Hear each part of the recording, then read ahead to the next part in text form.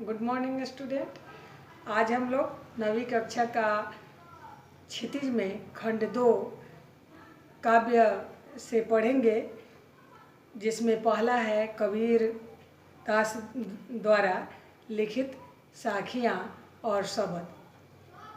तो साखियाँ और शबद के बारे में जानने से पहले हम कबीर दास जी के बारे में जानते हैं कि कबीर दास जी का जन्म 1398 ईस्वी में काशी में हुआ। ऐसी मान्यता है कि यह एक विधवा ब्राह्मण ने इन्हें जन्म दिया था और वह लोक लाज से बचने के उद्देश्य से इन्हें एक लहरतारा नामक तालाब के किनारे छोड़ गई। अब इस तालाब के किनारे से नीरू और नीमा नामक 2 मुस्लिम दंपति जा रहे थे, पति पत्नी, जिन्होंने इन्हें उठा लिया और इनका पालन पोषण किया। इनके बारे में कहा गया है कि रामानंद नाम के गुरु से उन्होंने निर्गुण भक्ति की शिक्षा ली और ऐसे वे आपके हमारे तरह किसी विद्यालय में नहीं पढ़े थे, लेकिन साधु संगति और स्वयं के अनुभवों के कारण उन्हें जो ज्ञान प्राप्त हुआ वह आज विश्वविख्यात है। कमाल और कमाली नामक की उनकी 2 संतानें थी और 120 वर्ष के लंबे यानी दीर्घायु में जीने के बाद उनकी मृत्यु मगहर में हुई, जो 1518 ईस्वी में हुई। इनकी रचनाओं के बारे में दिया गया है कि कबीर की सभी रचनाएं कबीर ग्रंथावली में संकलित है।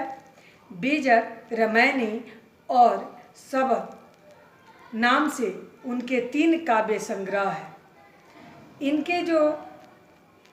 इनके द्वारा कही गई जो वाणियाँ है वह सिख धर्म के गुरु ग्रंथ साहब में भी उन्हें उच्चतम स्थान मिला है।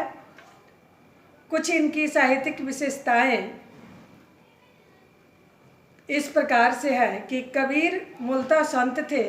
उन्होंने निराकार ईश्वर के प्रति अपनी भक्ति प्रकट की थी।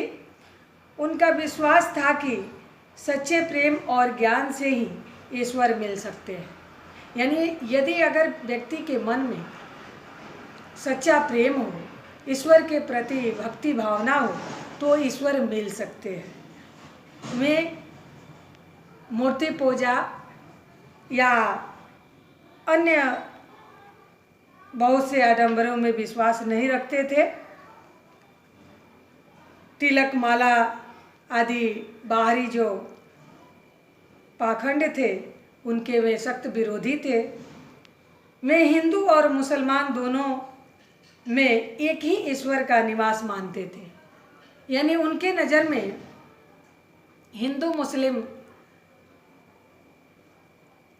से संबंधित कोई ऐसा दुराव भेदभाव नहीं था कि यह दोनों जाति अलग अलग है या फिर ये जो है एक नहीं है, इनकी भिन्न भिन्न विचारें हैं। नहीं, ऐसा नहीं है। वे दोनों में ही ईश्वर का निवास मानते थे। इनकी भाषा शैली अनमेल थी, यानी बिना मेल की। उनमें राजस्थानी, पंजाबी, अरबी, फारसी, गुजराती आदि शब्दों का मिला जुला प्रयोग उन्होंने किया और कहा गया है कि कबीर ने इधर उधर से लोक प्रचलित शब्दों को अपनी वाणी में मिला लिया। रामचंद्र शुक्ल ने उनकी भाषा को सधुकड़ी कहा है। सधुकड़ी भाषा यानी साधुओं की संगति में वे जहाँ जहाँ गए उस क्षेत्र के, उस राज्य के साधुओं की भाषा पर या उस क्षेत्र की भाषा पर उनका जो है ज्ञान बढ़ा और उस ज्ञान का प्रयोग में अपने साखिया और बाड़ियों में किए। कबीर की भाषा कैसी भी अनगढ़ क्यों न हो, वह हृदय के भावों को प्रकट करने में पूरी तरह समर्थ हैं। वे जबरदस्त व्यंग लेखक हैं। इस प्रकार से उनका परिचय जो है हम लोग देखें कि एक मुस्लिम परिवार के द्वारा वे पाले पोसे जाते हैं और शिक्षालय में यानी विद्यालय में उन्हें शिक्षा नहीं मिलती है। उनके भाषाओं पे स्वयं का अनुभव और साधुओं के संगतियों से मिले भाषाओं का प्रभाव है और इस प्रकार से मैं एक जबरदस्त व्यंग लेखक के रूप में उभर कर आए। अब हम लोग साखियाँ पढ़ेंगे।